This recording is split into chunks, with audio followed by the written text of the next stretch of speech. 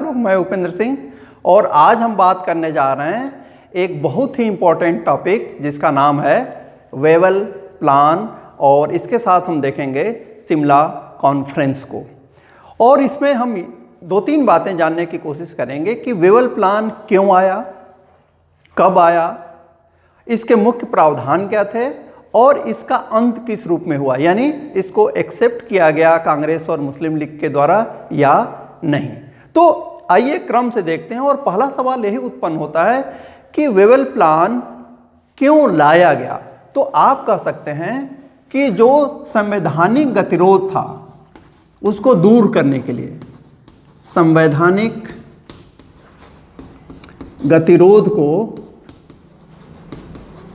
दूर करने के लिए इसका पहला उद्देश्य क्या था?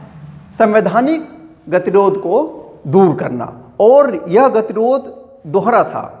एक तो मुस्लिम लीग और कांग्रेस संवैधानिक सुधारों पे एकमत नहीं हो पा रहे थे और आप दूसरा कह सकते हैं कि अंग्रेजों और भारतीयों के बीच भी मतभेद था। और इस संवैधानिक गतिरोध या कॉन्स्टिट्यूशनल डेडलॉक को दूर करने के लिए आप जानते हैं कि 1940 में एक प्रस्ताव आया जिसे हम कहते हैं क्या? अगस्त प्रस्ताव। अगस्त प्रस्ताव, इस पे एक वीडियो है, आप इसको देख लीजिएगा। अगस्त प्रस्ताव आया अगस्त 1940 में और इसको अस्वीकार कर दिया कांग्रेस ने भी और मुस्लिम लीग ने भी। फिर इसके बाद 42 में आया, मार्च 42 में, जिसको हम कहते हैं क्रिप्स मिशन। और क्रिप्स मिशन पर भी एक वीडियो है, आपने नहीं देखा है तो देख लीजिएगा। लेकिन जिस तरीके से अगस्त प्रस्ताव को अस्वीकार कर दिया गया था उसी तरीके से क्रिप्स मिशन को भी अस्वीकार किया गया। और इसके बाद 1942 में ही आप जानते हैं अगस्त में शुरू हुआ क्या? अंग्रेजों भारत छोड़ो आंदोलन, जिसको हम कहते हैं क्विट इंडिया मूवमेंट, जो 8 अगस्त को घोषित किया गया था। 9 अगस्त को शुरू होना था लेकिन उसके पहले ही गिरफ्तारियां शुरू हो गई। तो ये व्यवस्था थी। इसके बाद एक गैप देखने को मिलता है, राजनीतिक गैप देखने को मिलता है।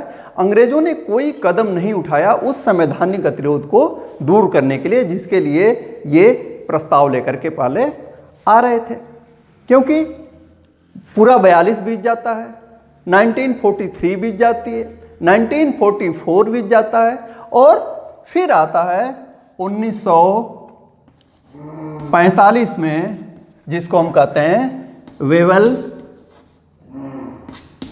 प्लान या वेवल योजना आती है 1945 में। और कब ये आती है? जून 1945 और डेट है 14 जून। ये तो पहला कारण था कि संवैधानिक गतिरोध को दूर करने के लिए 45 में एक प्लान आया।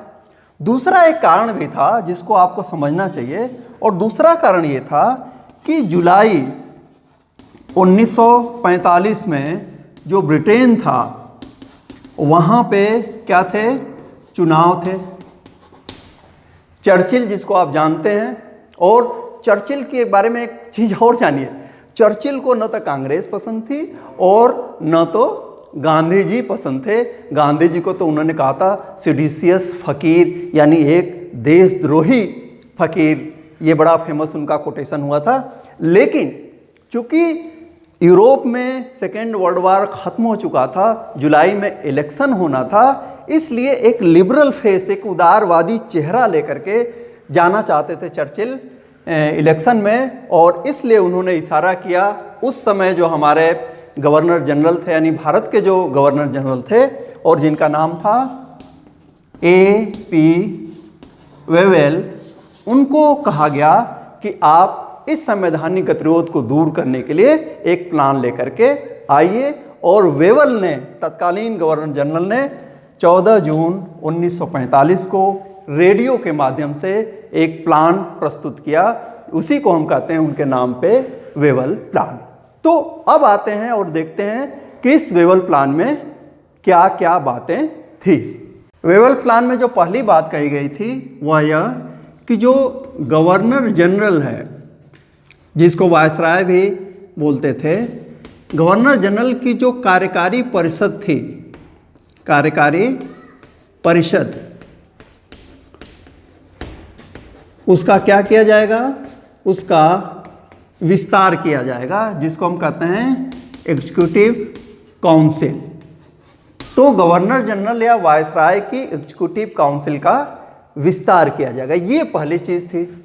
दूसरी चीज़ थी कि सभी पद, उसमें जो भी पद थे, सभी पद भारतीयों को दिया जाएगा। ये बहुत बड़ी चीज़ थी, सभी पद भारतीयों को दिया जाएगा। लेकिन इसके दो अपवाद थे, और अपवाद क्या था? पहला ये कि जो गवर्नर जनरल है वह क्या होगा, वह ब्रिटिश होगा, और दूसरा जो कमांडर इन चीफ यानी जो प्रधान सेनापति का पद था वह भी किसके पास होगा, वह भी ब्रिटिशर्स के पास होगा, अंग्रेजों के पास होगा। लेकिन इस गवर्नर जनरल और प्रधान सेनापति को छोड़ करके सभी पद को दे दिया जाएगा, किसको, इंडियंस को। लेकिन इस दो अपवाद के साथ, और ये भी था कि ये जो गवर्नर जनरल होगा उसके पास वीटो पावर होगा। तीसरी चीज़ ये कही गई कि ये जो कार्यकारी परिषद होगी जिसमें सभी लोग भारतीय होंगे एक्सेप्ट गवर्नर जनरल और प्रधान सेनापति के, ये क्या किस रूप में काम करेंगी, ये काम करेंगी अंतरिम सरकार, इंटरिम गवर्नमेंट के रूप में काम करेगी। और ये काम करेगी 1935 का जो गवर्नमेंट ऑफ इंडिया एक्ट है उसके तहत ये काम करेंगे। इनकी सलाह पे गवर्नर जनरल काम करेगा, लेकिन उसके पास क्या है, वीटो पावर है, और वह अपनी काउंसिल की राय को वीटो कर सकता था। चौथी बात, और जिस पे झगड़ा शुरू हुआ, वह यह था कि इस कार्यकारी परिषद में हिंदुओं व मुसलमानों को समान प्रतिनिधित्व, यानी जितने हिंदू होंगे उतने मुसलमान होंगे। यद्यपि यहाँ इन्होंने जो शब्द यूज किया था वह किया था कास्ट हिंदू, यानी दलितों को अलग से इसमें रिप्रेजेंटेशन मिलना था, सिखों को अलग से इसमें रिप्रेजेंटेशन मिलना था। और इसके लिए वेवल ने ये कहा कि जो लिस्ट होगी, और लिस्ट कितने की थी, 14 की, 14 मेंबर होने थे। तो उन्होंने कहा कि दोनों दल, स्पेशली जो मुस्लिम लीग हैं और जो कांग्रेस हैं, मिल करके ये एक संयुक्त लिस्ट सौंपेंगे, और यदि संयुक्त लिस्ट, कॉमन लिस्ट नहीं बन पाती है तो वे सेपरेट लिस्ट सौंपेंगे। और हुआ भी यही कि एक लिस्ट नहीं बनी, दोनों ने अलग अलग लिस्ट सौंपी। लेकिन मूल बात ये समझिए कि 14 मेंबर होने थे जिसमें इक्वल रिप्रेजेंटेशन मिलना था।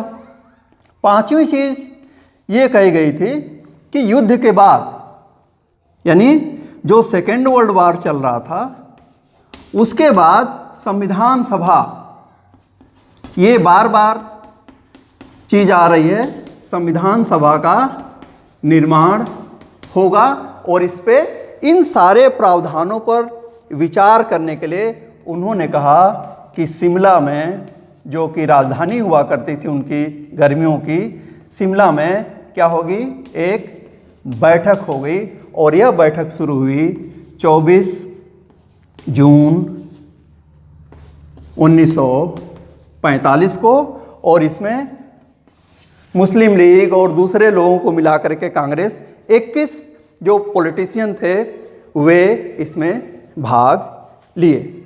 लेकिन जैसा कि होना था, हुआ ये कि इस प्रपोजल के इस प्रावधान को लेकर के मुस्लिम लीग और कांग्रेस में तनाव हुआ। कांग्रेस ये कह रही थी कि ये जो शब्द तुमने लगाया है कास्ट हिंदू, ये हटाओ, हिंदू का मतलब हिंदू होना चाहिए। एक दूसरी बात जो कांग्रेस कह रही थी वह यह कि केवल हिंदुओं की प्रतिनिधि नहीं है कांग्रेस, और उसको किसी भी कास्ट और कम्युनिटी के लोगों को चुनने का अधिकार होना चाहिए। इसके विपरीत जो मुस्लिम लीग थी वो कह रहे थे कि कोई भी सदस्य जो मुस्लिम है, चाहे वह नॉन लीग का ही हो, यानी वह मुस्लिम लीग से बाहर का भी प्रतिनिधि है, यदि कांग्रेस की तरफ से भी आ रहा है तो उसका चयन मुस्लिम लीग द्वारा होने चाहिए, या कम से कम उसकी सहमति होनी चाहिए। इस चीज को कांग्रेस मानने को तैयार नहीं थी।